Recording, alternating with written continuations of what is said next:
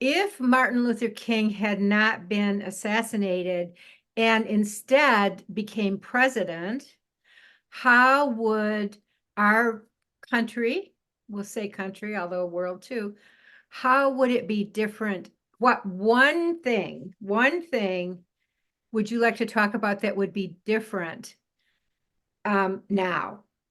So I'm gonna say the question to you again. Hmm. If Martin Luther King had been president, what one thing would you like to talk about that would be different now?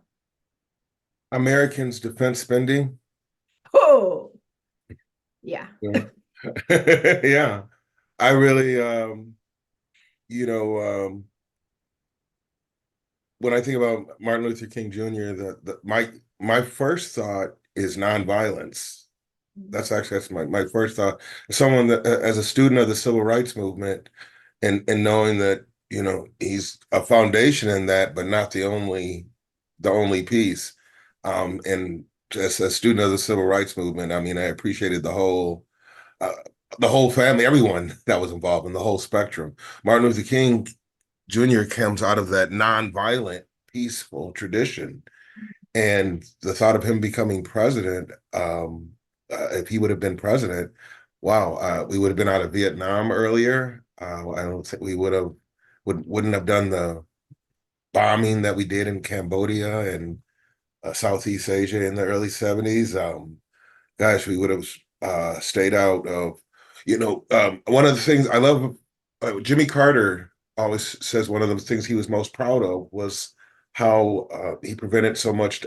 I think he gives a number like of no civilians lost or so, but he was just really proud of how he was able to minimize the amount of death during his presidency, Jimmy Carter. So if I think of a Martin Luther King Jr. presidency, uh, that I mean, we don't the excursions in Afghanistan, right? Just and we would have radically, structurally. I mean, just as he was killed, he had been.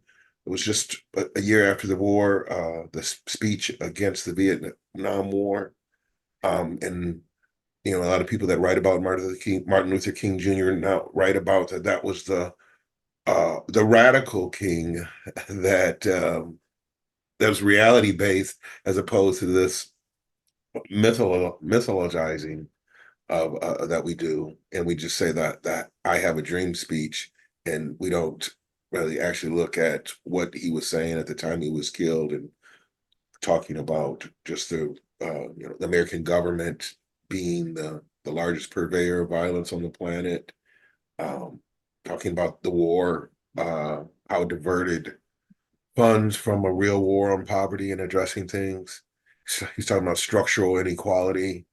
So the thought of all those being infused in some type of presidential policy and understanding just the mechanics of that, what that actually can be done, and then the bully pulpit and what that what that does.